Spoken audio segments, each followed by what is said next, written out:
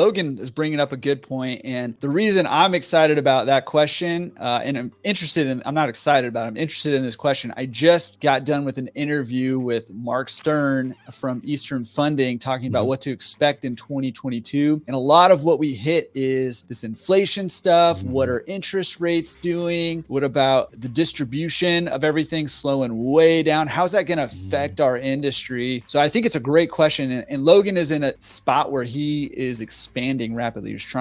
He's watching prices rise and timelines from ordering to receiving equipment expand months and months and months now. I mean, his question is, anybody else pumping the brakes on expanding? Yeah, I am. I mean, I'll be real transparent with you. This project I'm doing that most of you know about, kind of almost building a new store. It was an existing store, but we gutted it down to the studs. I mean, our costs, we've been doing this for 12 years, so I had a pretty good idea of what my costs would be. And our costs our bids are coming in triple for plumbing and electric and things like that of what they should be. And these are contractors I've worked with for years, so trust me, I'm not being gouged or anything. And they're even telling me, Dave, we're doing the exact same work for a different customer that we did 2 years ago, and our bids are triple because their labor costs are going up. They can't find people, so they're having to pay overtime to the guys they have, and then their supplies. My electrician told me in the case of electric panels for my new store, he said, Dave, there's some situations where it doesn't matter what I'm willing to pay. I can't get them. And if I can get them, I'm basically being gouged because it's from people that have them and they know nobody can get them. And he was like, so if I want to do the project, like if you want to build a laundromat, you pay this price or you don't.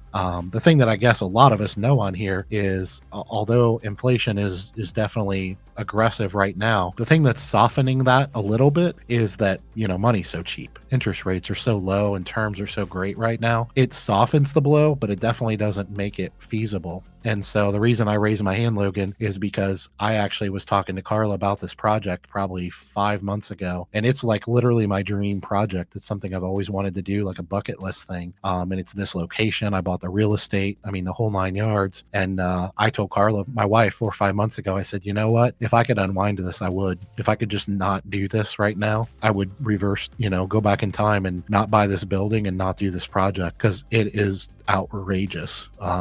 And I'll give you one more quick example that I know probably a lot of people know is about 2 years ago, I was looking at building a laundromat up in the north part of Cincinnati, and it was going to be a similar size store, similar size building. It was about an hour away from where I am right now, almost identical equipment in it. This is 2 years ago, right before COVID. It was like December of 2019. And I was putting almost the exact same equipment in there. And I backed out of that deal and decided not to do it when COVID hit. And then here we are, a year and a half, 2 years later, I'm doing a very mirror image of a project here. My equipment costs were 26% higher in basically 18 months for putting pretty much the same equipment in there. So yeah, it's very real, and I am pumping the brakes.